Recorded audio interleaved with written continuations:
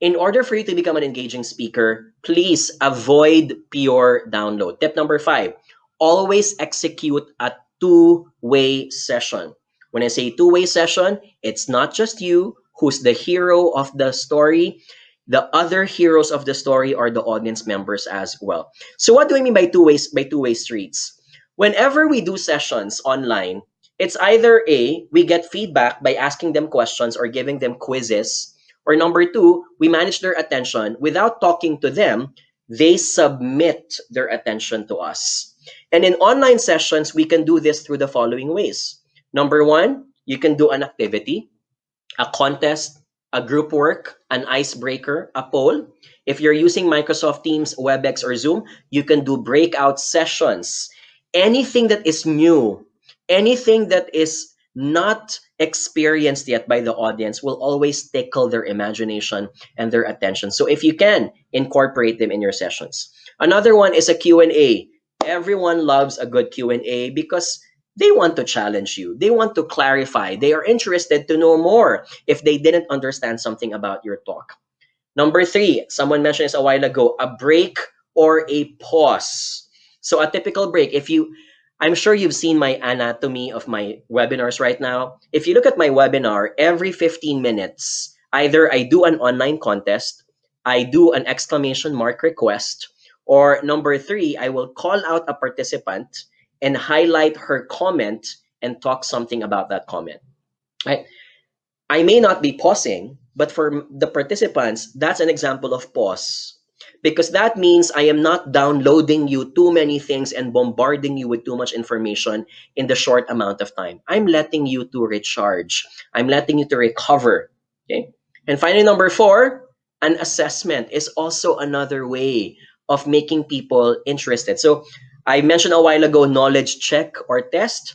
An assessment can also be a feedback form that you give to your participants. Here's one example of what I do, and let's look at examples of activities. John, when I say activity, can you give me some ways of doing that? So I said a while ago, a poll, which I've been doing every 5 or 10 minutes.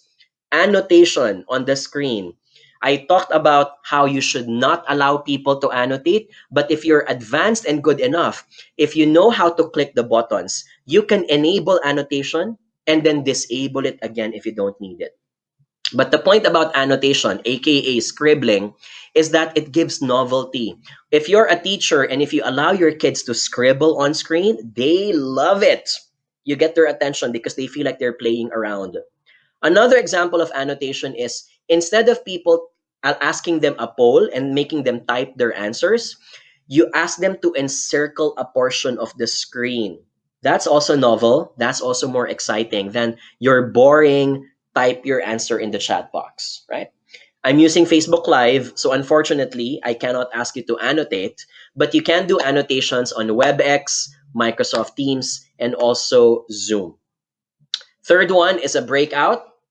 Okay, so can I get the letter B if you have already experienced a breakout session in your Zoom or Microsoft Teams or WebEx meetings? Okay. If you are a trainer or a teacher, this is non-negotiable. You need to know how to execute a breakout session also. And then number 4, participant does a live call. Here's what I do.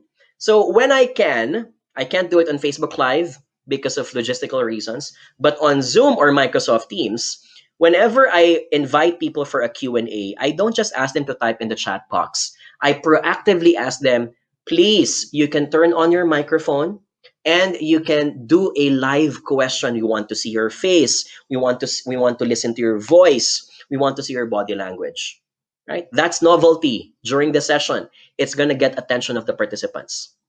And number 5, no-brainer. I do this a lot. You enjoy it a lot in my sessions also, an online contest. Can I get an exclamation mark if you agree that my webinars will relatively be more boring if it weren't for the online contests? Do you agree? Right? I'm sure you agree. I think our webinars every Tuesday and Thursday or Friday are more exciting because we give away prizes, something that people look forward to. Yes? Okay. Coolness. All right. So here's one more example. So here's a sample screenshot of a feedback form, because asking for feedback is also a way of interaction. So what do you do after your webinar, after your training session? You show a QR code, you show the link, and then you tell your feedback also matters to us. Please scan the QR code to evaluate how you find the speaker, how you find the session.